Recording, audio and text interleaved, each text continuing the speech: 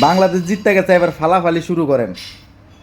আর যদি হাইরা যাইতো, এই তার লইছে কি লেগা, সে খেলা পারে না, এই করতে পারে না, হে করতে পারে না।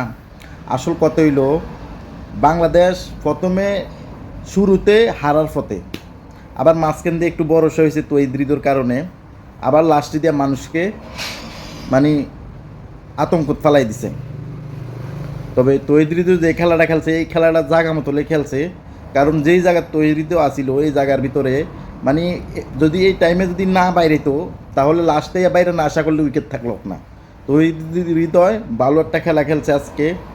আর সৌম্য সরকারের কথা কী বলবো, সৌম্য সরকার তো প্রতি মানে বারে গোল্লা মারবো বা 1 রান 2 রান।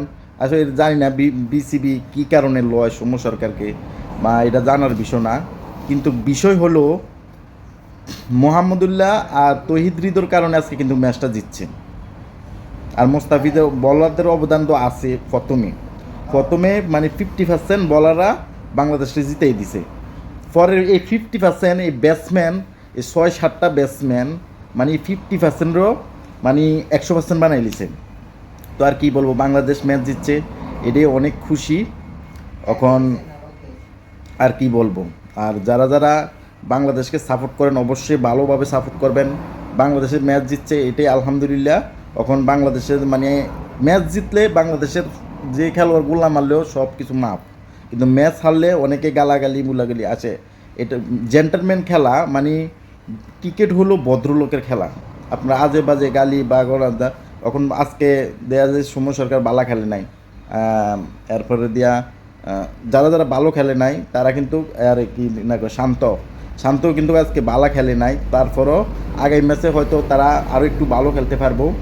মেন কথা হলো ম্যাচ জিতছে, এটাই সবার কাছে আলহামদুলিল্লাহ। সবাই বাংলাদেশের জন্য দোয়া করবেন। আর বাংলাদেশের খেলা আছে সাউথ আফ্রিকার সাথে, নেপালের সাথে, ঠিক আছে? তো শ্রীলঙ্কার সাথে খেলা শেষ, আরেকটা কার সাথে, আইল্যান্ডের সাথে নাকি, আইল্যান্ডের সাথে মনে হয়। তো এই বাংলাদেশ আর একটা ম্যাচ যদি সাউথ আফ্রিকার সাথে জিতে, আর অথবা আরও যে 2 দল আছে, এই 2 দলের সাথে জিতলে বাংলাদেশ মানে সেমিফাইনালে যাইতে পারবো, সমস্যা নাই। আর সবাই ভিডিওটা ভালো লাগলে অবশ্যই শেয়ার করে দিবেন। আর বাংলাদেশের জন্য শুভকামনা। আর কি বলবো, আল্লাহ হাফেজ, ধন্যবাদ সবাইকে। বাংলাদেশ ভালো খেলছে, গুড লক বাংলাদেশ।